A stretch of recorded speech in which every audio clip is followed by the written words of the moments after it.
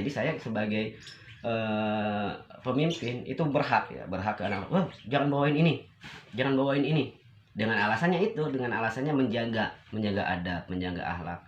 Jadi kita harus tujuannya aja dulu apa teman-teman ya, tujuan kita hadroh apa, untuk apa, ya kan. Jadi jangan sampai tujuan kita yang mulia jadi malah bikin orang nggak seneng. Assalamualaikum warahmatullahi wabarakatuh. Bismillah, alhamdulillah, salatu wassalamu ala rasulillah Sayyidina Muhammad ibn Abdillah wa ala alihi wa sahbihi wa mawalah. Allahumma salli ala Sayyidina Muhammad wa ala Sayyidina Muhammad wa ala ahli baitih. Teman-teman semuanya, pada waktu kemarin-kemarin itu ada video, ada orang yang ngamuk ya, lagi ngambek di dalam masjid.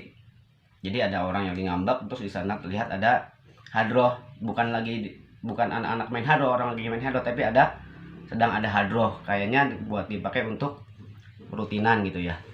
Si orang itu ngambek, terus ada kata-kata kayak gini, intinya ini masjid gitu. Jadi ini masjid, ini masjid, nggak boleh main hadroh di dalam masjid, karena ini rumah Allah gitulah intinya, kayak gitu ya. Intinya tentang, jadi si pria itu marah-marah karena di masjid ada hadroh.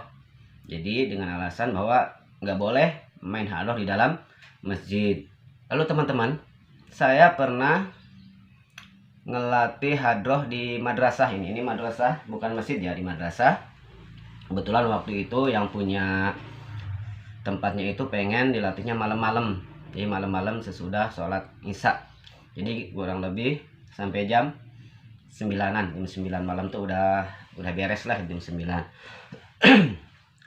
Pas baru latihan itu hari kedua kalau nggak salah, pas hari kedua latihan itu ada yang datang, warga datang, terus ngomong katanya, mohon maaf kalau latihan itu jangan malam-malam, ini udah malam, kalau bisa jangan malam-malam karena mengganggu istirahat, kayak gitu ya, mengganggu istirahat. Oke, 2 itu ya, 2. Terus yang ketiga, saya juga pernah ngelatih di masjid malam-malam, itu jam 9. Pas mau beres jam 9 datanglah orang yang serem gitu ya, serem, ada tatonya serem. Dia marah-marah, nunjuk-nunjuk saya, ini udah malam ini ya. Intinya mah ngelarang lah, ini kalau udah malam jangan berisik, intinya kayak gitu teman-teman ya. Oke, kita bahas 3 hal itu teman-teman ya. Gimana sih hukum main hadroh di masjid, terus main hadroh malam-malam, mengganggu kayak gitu ya. Kita bahas ya. So Nabi Muhammad sallallahu alaihi.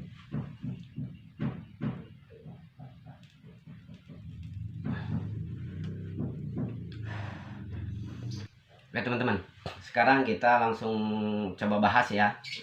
Kita bahas, terus saya juga minta pendapat dari teman-teman ya, silahkan terus di kolom komentar teman-teman tentang hadroh ini ya. Karena kan ada juga yang ngomong ke saya, itu mah karena nggak suka aja, buktinya kalau ada karaokean, ada dangdutan malam-malam, dia malah nggak pernah marah tuh, senang-senang aja, kepalanya malah ikut goyang-goyang kayak gitu ya.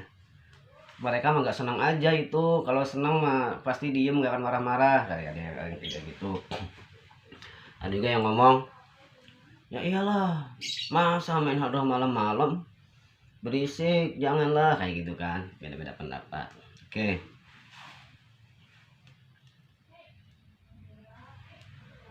teman-teman, sebelum kita ngambil kesimpulan, berarti kan kita harus menelaah ya, per kasusnya seperti apa.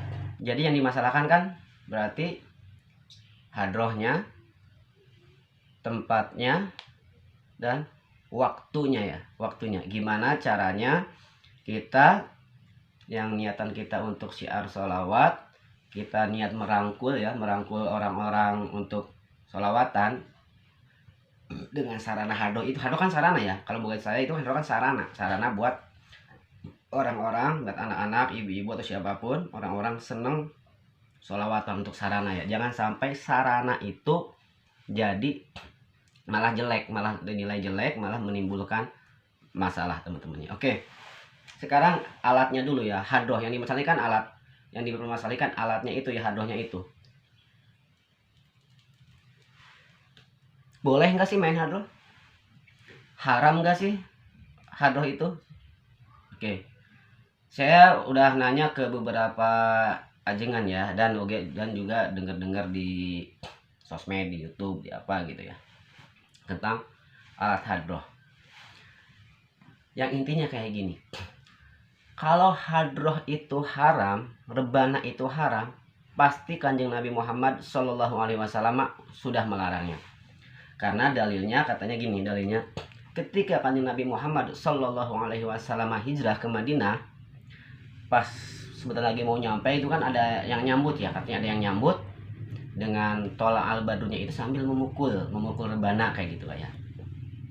Terus ada juga yang bernazar, ibu-ibu katanya bernazar ke Kanjeng Nabi Muhammad, dia berkata, "Ya Rasulullah, aku bernazar jika engkau selamat." Mohon maaf kalau salah ya, mohon maaf dengan yang kayak gitu, mohon maaf.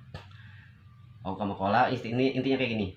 Intinya ibu-ibu itu bernazar ke Kanjeng Nabi, "Ya Rasulullah, kalau engkau selamat di peperangan ini," kan jadi Nabi Muhammad itu mau perang, perempuan itu bernazar kalau Kanjeng Nabi Muhammad SAW selamat, dia akan bergembira dan akan menabuh rebana,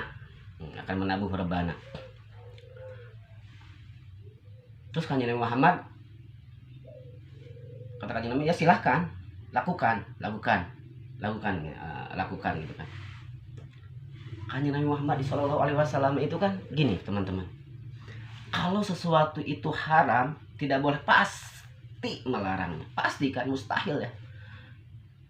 Kalau nazar itu kan harus hal yang halal, hal yang mubah, tidak boleh hal-hal yang diharamkan. Makanya zaman dulu ada guyonan anak-anak santri itu gini, saya kalau hafal hafiyah tenang semuanya, buktiin walaupun ini bercandaan jelek ya, kalau saya hafal ini saya akan, mohon maaf nih, memperkosa nenek-nenek gitu, kayak gitu kan, bahasa ini kan bahasa bercandaan gitu kan.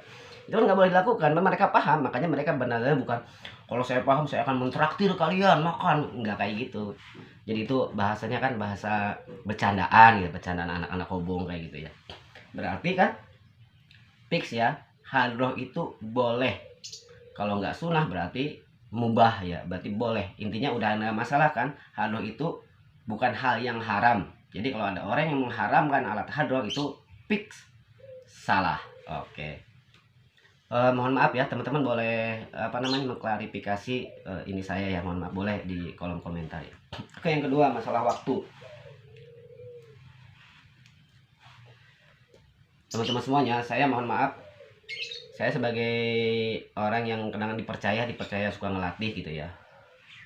Jadi kita itu harus paham dulu, kalau kita ngelatih di pesantren, kalau saya ngelatih di pesantren itu saya nggak ada syarat apa-apa, nggak ada persyaratan. Tapi kalau itu bukan di pesantren, saya nanya dulu waktunya jam berapa, di mana, dan waktunya jam berapa dan di mana, apa di masjid, apa di madrasah, apa di rumah ya. Karena kan masalahnya beda. Kalau di rumah itu pribadi, tinggal masalahnya tetangga aja kan. Kalau masjid itu lebih ini lagi, kompleks lagi masalahnya, lebih banyak lagi masalahnya ya kan. Jadi saya pasti nanya tujuannya dulu untuk apa. Kalau saya pasti syaratnya itu untuk maulid. Jadi saya ngomong ke ajengannya, ke ustadznya, ke orang yang nyuruh saya mempercayakan untuk ngelatih. Saya nanya ini untuk apa? Syaratnya saya mau ngelatih hadroh itu asalkan untuk maulid. Jadi kalau untuk sekedar untuk penampilan saya mundur, kan saya kayak gitu. Untuk sholawatan, untuk maulid nanti kalau panggung mah itu mah bonus, kayak gitu. Oke, setuju. Tepatnya di mana? Katanya contoh di masjid. Oke, di masjid. Waktunya ini anak-anak kan kalau siang ini, kalau adanya malam ya udah malam, seminggu 2 kali, contoh malam-malam ya habis isya. Oke, nah barulah saya ngomong, mohon maaf Ustadz, baru saya ada persyaratan di sana. Kalau malam-malam dan waktunya habis isya, saya minta itu mungkin sampai jam 9 pertama sampai jam 9. Terus saya minta ini Ustadz, saya minta pengertiannya, pokoknya saya minta jaminan kalau ada sesuatu yang terjadi, mungkin ada yang komplain segala macam, mohon Ustadz dan reng-rengan jemaah, jadi DKM, semua anggota DKM itu menerangkan ke masyarakatnya itu. Kalau perlu ya sebelumnya izin dulu ke masyarakat bahwa nanti setiap malam Rabu sama malam Sabtu contoh nih ya, akan diadakan latihan hadroh sampai pukul 9, dan mohon untuk dimaklumi karena ini demi kemakmuran masjid. Saya seperti itu teman-teman. Jadi syarat saya selalu ingin saya selalu meminta syarat minta jaminan dalam artian nggak ada warga yang marah-marah. Kalau ada yang marah-marah saya minta diselesaikan, saya nggak ikut campur karena saya cuma melatih aja, dan itu sering banget kejadian. Jadi teman-teman, masalah waktu, sebaiknya kita itu paham. Kalau di lingkungan pesantren kan itu pesantren aja, ya udah, pesantren yang jauh dari warga maksudnya, ya udah, mau sampai jam berapapun ya nggak masalah gitu kan maksudnya, karena di lingkungan pesantren gitu kan, yang otomatis semuanya ikut kebijakan dari pihak pesantren, di pihak pembina gitu, ketua. Beda dengan di masyarakat ya, di warga gitu, di dekat rumah-rumah warga. Jadi alangkah baiknya kita juga gini, jangan sampai kita dengan niat siar itu bikin warga malah nggak respect gitu, malah bikin warga nggak senang gitu kan. Gini, oke lah kalau dangdutan mereka musik-musik mah itu hal yang semua orang senang gitu. Ustadz sendiri mohon maaf ya, kalau denger dangdut Elvi Sukaesih, Rhoma Irama kan seni ya, senang-senang aja, bukan jadi masalah gede gitu. Cuman kalau hadroh kan, apalagi kalau tabuhannya kita masih belajar kan, gubruk. Saya sendiri pun saya pelatih hadroh, mohon maaf kalau ada yang main hadroh sebelum acara mulai gitu, sebelum acara mulai latihan, ada main hadroh gubruk kan nggak enak gitu, nggak enak. Nah, saya suka hadroh kalau ngedenger orang gubruk main hadroh ya keganggu juga, nggak seneng gitu, nggak seneng. Apalagi warga, apalagi orang yang nggak suka gitu. Jadi kita harus pinternya gimana ya, masalah waktu kita batasi, terus minta kesepakatan sama DKM, terus izin dulu sama warga ya, izin itu penting banget hal kayak gitu. Nah, yang terakhir intinya masalah tempat sekarang.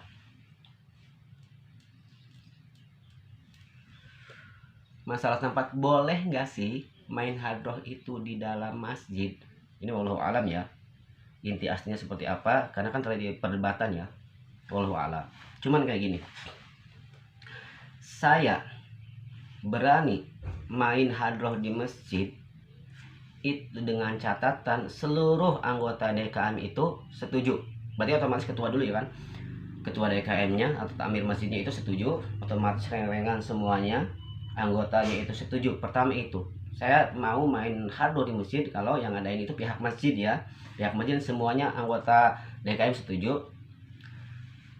Waktunya enggak malam-malam, enggak sampai malam banget, kecuali hari-hari bersalah sekali-kali jam 10 wajar kan, itu bisa minta izin. Terus ketiga, kalaupun pakai speaker itu ya jangan kenceng-kenceng banget gitu. Terus ya itu waktu ya penting. Jadi intinya ya di waktu sih, ya kayak gitu. Jadi saya mau main hadroh di masjid itu kalau ada ada izin dari DKM atau permintaan dari pihak DKM, terus mayoritas warganya senang dengan sholawatan, senang dengan mahlul qiyam ya. Jadi nggak pernah saya ujuk-ujuk yuk main hadroh tenang, ini kan sholawatan gini, nggak bisa kayak gitu teman-teman ya, nggak bisa kayak gitu, kita harus izin dulu. Tapi saya juga nggak mau menyalahkan orang yang tidak suka hadroh ada di masjid. Saya nggak mau menyalahkan. Kalau dia ngomong ini tempat sakral, ini jangan main hadroh, ini kan tempat sholat kayak gini, saya nggak mau menyalahkan. Kecuali dia menyalahkan main hadroh di rumah, main hadroh di madrasah, itu saya berani. ini kan tempat ini, saya berani berdebat. Tapi kalau dia ngomong ini jangan main hadroh di masjid, saya hati-hati, karena kan ada ulama yang setuju, ada yang nggak setuju. Saya hati-hati, makanya karena saya hati-hati saya. Makanya kalau ada yang nyuruh saya mau, karena ada ulama yang membolehkan, teman-teman ya, ada yang membolehkan main hadroh di masjid dengan catatan bukan waktu sholat ya. Yang paling penting itu ya, bukan waktu sholat. Jangan sampai kita di saat ada yang sholat kita main hadroh itu, kalau hal kayak gitu mah pasti ya. Kita juga sebagai pemain hadroh mustahil lah ada yang sholat kita malah main hadroh, mustahil ya. Jadi kita bijak aja teman-teman, kita bijak aja. Kita juga jangan oh ini kan siar, ini kan sholawat, wah mereka iri aja, mereka nggak suka ya. Enggak, jangan kayak gitu. Kita biasa aja, kita jangan terlalu menyalahkan orang yang nggak suka. Enggak, jangan. Ini kan kita kan sarana, kan harus itu sarana kita untuk siar sholawat ya, untuk siar sholawat, siar maulid kayak gitu kan, untuk menumbuhkan cinta Kanjeng Nabi kan. Berarti kita harus dengan cara yang bener juga. Kalau ada yang nggak senang ya biarin aja, kita mungkin kasih pengertian aja dulu. Mohon maaf, ini kan di masjid DKM setuju, warga juga setuju, terus waktunya bukan waktu sholat, terus ini kan memperingati hari besar kayak gitu ya. Karena kalau dia nggak suka kita berdebat seperti apapun, kita ngebudah gimana pun ya dia tetap nggak akan nerima. Susah kecuali warga yang yang nggak fanatik pada aliran tertentu kan, maksudnya kan ada aliran-aliran tertentu, maksudnya aliran dalam artian ya kayak gitulah, yang benar-benar mengharamkan gitu, nggak senang gitu kayak gitu, malah nyebutnya kan wah Pak itu konser berbalut agama, itu nggak boleh, itu kayak gitu kan ada. Kalau kayak gitu nggak usah diajak debat teman-teman, udah biarin aja. Kalau saya Sigir Tengah, saya juga nggak senang ada orang-orang yang mengatakan kan ada ini ya, ada yang sampai joget-joget kan, kemarin sempat viral ya nafsu joget-joget segala macem. Akhirnya itu jadi bahan perdebatan panjang gitu, rame banget gitu kan, rame. Ada yang menyalahkan, ada yang sampai ngomong wah gini harus segala macam, tapi ada juga yang itu daripada nggak sholawatan mendingan hadir sholawatan kayak gitu ya. Kalau saya Sigir Tengahnya gini, ini sholawatan loh, kita tujuan sholawatan tuh apa, tujuannya ada dulu apa, harum itu tujuannya apa gitu. Terus pantas tidak, kayak gitu aja, kita pantas tidak gitu, bukan masalah daripada enggak. Kalau saya sih mendingan, mohon maaf, daripada saya bawain lagu ya Rafsuti bikin orang goyang-goyang merupakan ini, saya mendingan gak bawain gitu. Kalau saya mohon maaf ya, bukan masalah daripada enggak. Tujuannya dulu, kita harus ingat tujuan aja dulu, tujuannya dulu. Kalau anak-anak kan gimana, pemimpin dan pelatih, jadi saya sebagai pemimpin itu berhak ke anak, jangan bawain ini, dengan alasannya menjaga adab, menjaga akhlak. Jadi kita harus tujuannya aja dulu apa teman-teman, tujuan kita hadroh apa, untuk apa ya kan. Jadi jangan sampai tujuan kita yang mulia jadi malah bikin orang nggak seneng kayak gitu teman-temannya. Mohon maaf ya teman-teman, ini saya curhat aja karena saya juga banyak ngalamin ya, pernah mau di kadek tuh, ditebas sama golok, pernah tunjuk, pernah diiniin tentang gara-gara hadroh gitu, ternyata banyak juga masalahnya ya. Jadi memang kayak gitulah teman-teman. Insya Allah nanti kita ngobrol lagi kok hadroh juga ternyata bisa jadi bahan perpecahan segala macam ya. Nanti kita kedepannya kita ngobrol lagi, iseng-iseng, santai aja. Minta komentarnya teman-teman ya, minta komentarnya seperti apa. Mohon maaf, jadi saya bukan seorang ustaz, saya bukan orang berilmu, saya bukan alim. Ini hanya pendapat aja. Undur diri. Assalamualaikum warahmatullahi wabarakatuh.